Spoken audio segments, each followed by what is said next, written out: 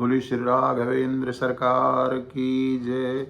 बोली श्री जनक नंदिनी की जय। बोली श्री हनुमंतलाल जी महाराज की जय। अखंड मंडलाकारं व्याप्तं येन चराचरं तत्पदं दर्शितं येन तस्मै श्री गुरवे नमः। अपने अपने घरन की सब काहू का पीर, तुम्हें पीर सब घरन की, धन्य धन्य रघुवीर। तुलसीदास जी के पद कमल बारंबार मनाए, गुण गाऊं सिया राम के हनुमत हो सहाय। लेत सदा सुधि दीन की सया, सदा दया के धाम। जननी जनक ओम प्रकाश मिश्र के प्रभु श्री सीताराम। बोले श्री राघवेंद्र सरकार की जय। प्रिय श्रोता बंधुओं,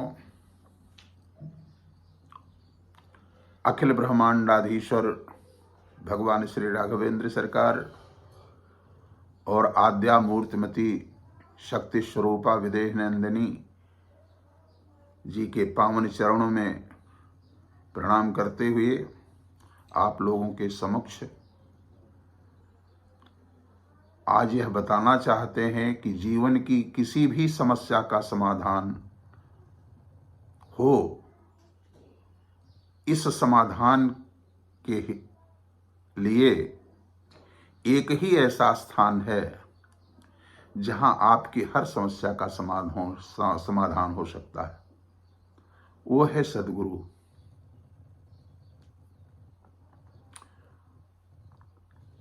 इस तरीके से सद्गुरु के वचन पर विश्वास अगर है तो सारी सिद्धियां आपके अनुकूल होंगी, आपकी सारी समस्या का समाधान होगा।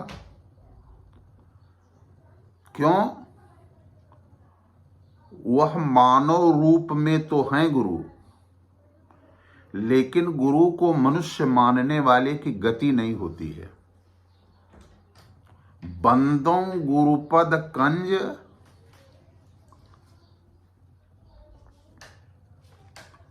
गुरु के चरण कमल की वंदना। राम और कृष्ण स्वयं अखिल ब्रह्मांडाधीश्वर आए, चाहे मर्यादा पुरुषोत्तम हो चाहे लीला पुरुषोत्तम हो, सबको गुरु का आश्रय लेना पड़ा। राम कृष्ण से को बड़ा, तीनहु तो गुरु कीन।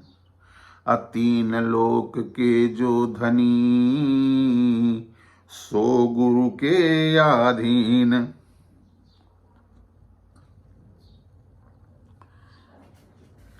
गुरु का जो वाक्य है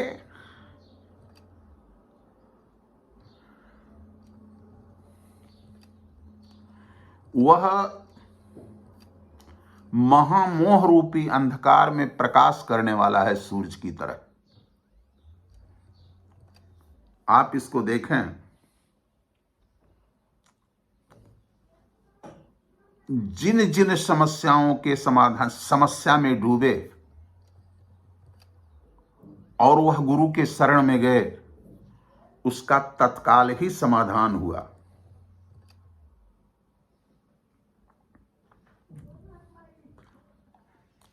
बंदों गुरुपद पदुम परागा, सुरुचि सुबास सरस अनुरागा। जिसका गुरु के चरणों में अनुराग है, ज्यादा इसकी व्याख्या न करके केवल आपको उसी स्थान पर ले चलना चाहते हैं कि गुरु के चरण कमल में जिनका अनुराग है और विश्वास पूर्वक है। जब तक दृढ़ विश्वास नहीं होगा तब तक भक्ति नहीं होगी। बिनु विश्वास भगति नहीं, और विश्वास स्वरूप भगवान शंकर हैं। और शंकर भगवान को त्रिभुवन का गुरु कहा गया। तुम त्रिभुवन गुरु वेद बखाना, न जीव पामर का जाना। ठीक इसी तरीके से कहने का मतलब है, एक चीज का ध्यान रखिए, महाराज चक्रवर्ती सम्राट महाराज श्री दशरथ जी 5 ही वर्ष की अवस्था के थे, तभी इनके पिता महाराज अज का देह स्वर्गारोहण हो गया, स्वर्गवास हो गया। ये 5 वर्ष की अवस्था के बाद एक सरजू अष्टक नाम का एक ग्रंथ स्वयं तैयार किए और 3 वर्ष तक लगातार सरजू मैया के किनारे एक पैर से सरजू अष्टक सुनाना शुरू किए। 3 वर्ष जब पूरा हो गया तो सरजू मैया वृद्ध ब्राह्मणी के रूप में ऐसे अपने आंचल में 4 बच्चों को लेकर के आई। कहा, दशरथ, मैं तुम्हारे ऊपर प्रसन्न हूं, मैं 4 यह पुत्र तुम्हें दूंगी, लेकिन जब तुम्हारी 60,000 वर्ष की अवस्था हो जाएगी। और यह चीज प्राप्त करने के बाद में वो लुप्त हो गई।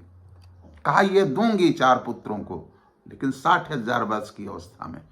आकर के चक्रवर्ती सम्राट महाराज दशरथ गुरु वशिष्ठ से बताया।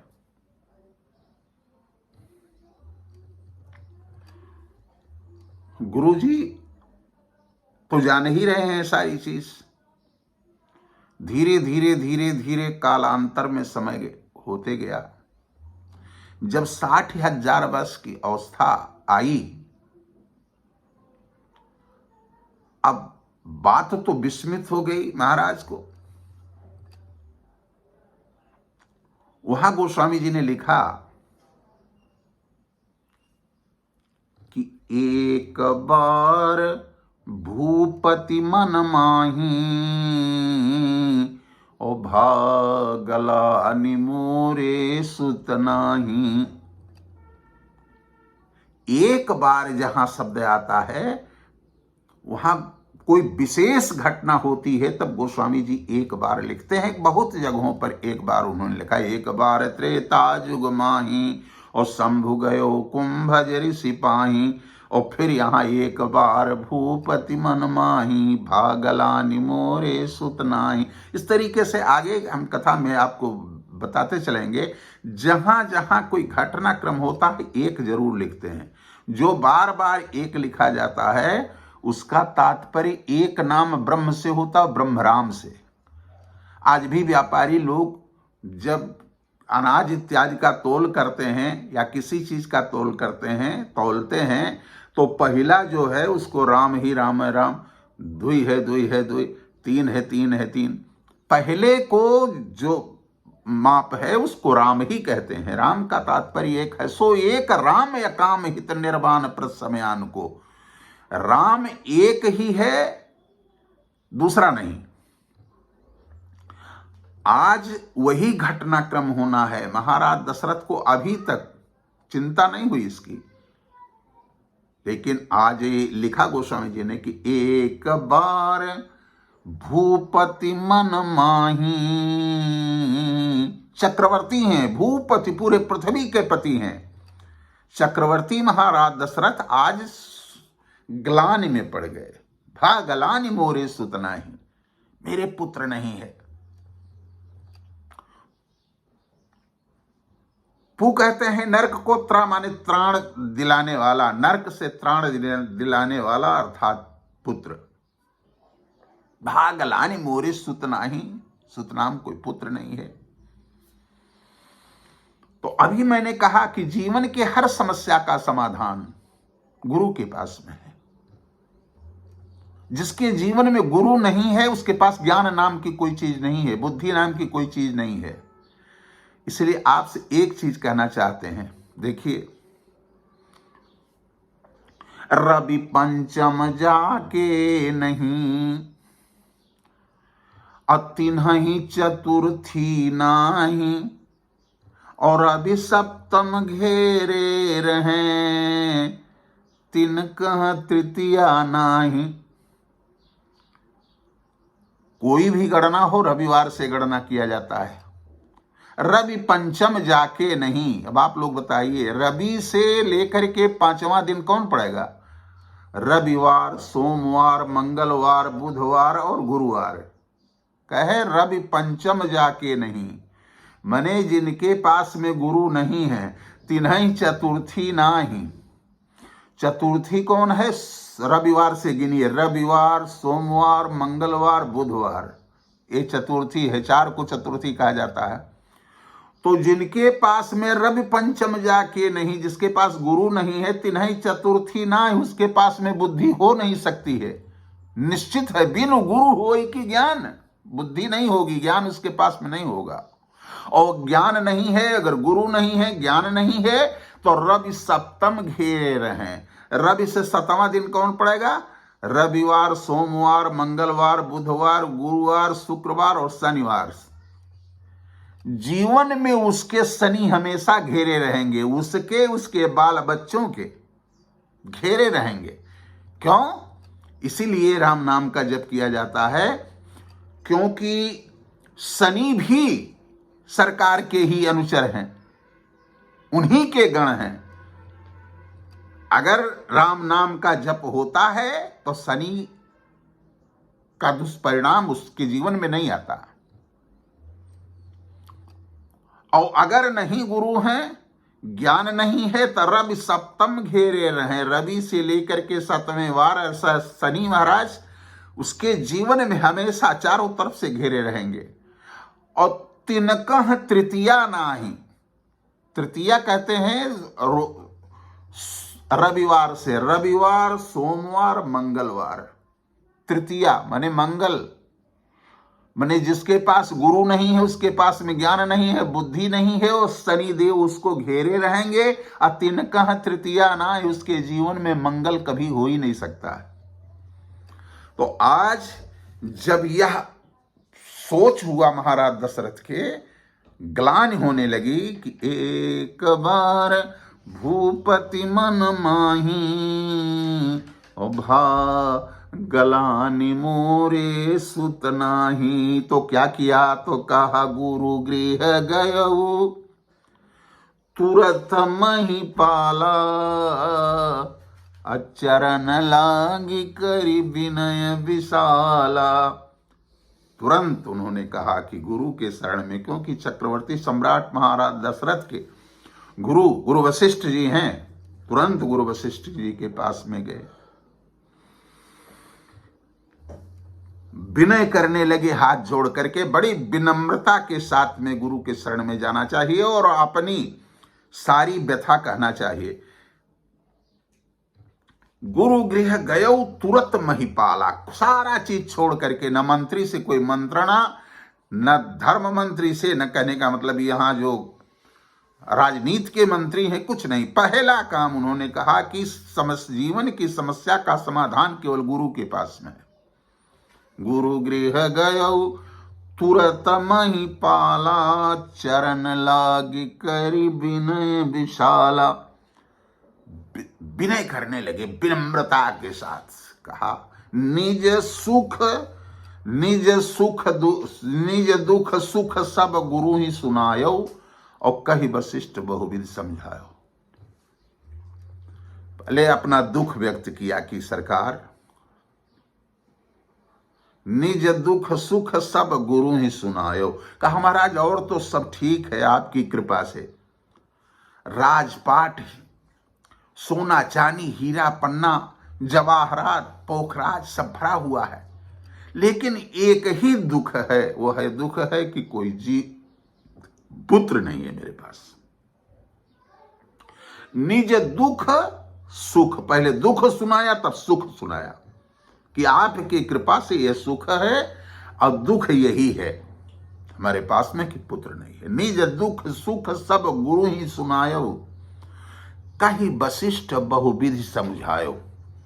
तुरंत गुरु वशिष्ठ जी के ध्यान में बात आ गई कि 3 वर्ष तक जो तपस्या इन्होंने किया, उस तपस्या में सरजू जी ने जो 4 पुत्र को ला करके दिया और कहा कि ये पुत्र मैं दूंगी, लेकिन जब 60,000 वर्ष की अवस्था के हो जाओगे। ध्यान रखिएगा, इस समय महारानी कौशल्या 59,000 वर्ष की हैं और चक्रवर्ती सम्राट महाराज दशरथ 60,000 वर्ष के हो चुके हैं। तुरंत गुरु जी ने जब ये निज दुख सुख सब गुरु ही सुनायो, तो कही वशिष्ठ बहुविधि समझायो, नाना प्रकार से समझाना शुरू किया। कहा धरहु धीर, धैर्य धारण कीजिए। धरहु धीर होई हैं सुतचारी, और त्रिभुवन विदित भगत भयहारी। क्यों? पुरोहित्य कर्म गुरु वशिष्ठ भी नहीं लेना चाहते थे, ये ब्रह्मपुत्र हैं। कहा महाराज हम पुरोहित्य कर्म अति मंदा, हमारे बस की बात नहीं है पुरोहित्य कर्म करना। कहा भाई किसके लिए तपस्या करोगे? योगाभ्यास लोग करते हैं, प्राणायाम प्रत्याहार करते हैं, ना मालूम कितने कितने वर्षों तक तपस्या करके अपने शरीर को जला डालते हैं। किस लिए? उसी ब्रह्म को प्राप्त करने के लिए ना। तो जाओ पुरोहित्य कर्म स्वीकार करो, गुरु तो रहोगे ही, लेकिन पुरोहित्य कर्म भी तुम्हारे ऊपर रहेगा। इसको देखो, और तुम अखिल ब्रह्मांडाधीश्वर जो हैं उनके गुरु बनोगे। वो जान रहे हैं गुरु वशिष्ठ कि स्वयं अखिल ब्रह्मांडाधीश्वर ही पुत्र रूप में आ रहा है, और अपने अंशों के सहित अंशन सहित मनुजे अवतारा ले हो दिनकर बन सुधारा। तो ऐसा सौभाग्य कहां प्राप्त होगा कि अपने अंशों के सहित अखिल ब्रह्मांडाधीश्वर आवे और मैं उनका गुरु बनूं। यह अवसर टालने लायक नहीं है, अतः इन्होंने स्वीकार किया। सारी बात जान रहे हैं गुरु वशिष्ठ। गुरु वशिष्ठ धरहु धीर हुई हैं सुतचारी, चारों पुत्र होंगे। एक तो स्वयं ही अपने विवेक से गुरु वशिष्ठ जान रहे हैं, और दूसरे चक्रवर्ती जी ने बताया था, वह समय आ गया है। तो धरहु धीर, धैर्य धारण कीजिए। इसमें धरहु धीर हुई है सुतचारी, और ऐसे तैसे पुत्र नहीं होंगे। त्रिभुवन विदित भगत भयहारी, त्रिभुवन में उनका जो है नाम होगा। त्रिभुवन विदित, त्रिभुवन जानेगा उनको। और भगत भयहारी, भक्तों के भय का हरण करने वाले होंगे, भगत भयहारी होंगे। क्योंकि भगवान केवल भक्तों के लिए ही अवतार लेता है। सो केवल भक्तन हित लागी, अप्रणत कृपाल परम अनुरागी। जैसे अनुराग से भगवान मिलते हैं, वैसे भगवान भी भक्त पर अनुराग करते हैं। भक्त पर भजत ही भजे। तो गुरु वशिष्ठ ने चक्रवर्ती जी को समझाया कि धरहु धीर होई है सुतचारी। एक पुत्र के लिए परेशान हो, 4 पुत्र होंगे। धरहु धीर होई है सुतचारी, त्रिभुवन विदित भगत भय हारी। ये 4 पुत्र होंगे, त्रिभुवन में विदित होंगे और भक्तों के भय का हरण करने वाले होंगे। यह गुरु वशिष्ठ ने चक्रवर्ती सम्राट महाराज दशरथ को समझाया। बोले श्यावर रामचंद्र की जय, बोले श्री जनक नंदिनी की जय, हनुमंत लाल जी महाराज की जय।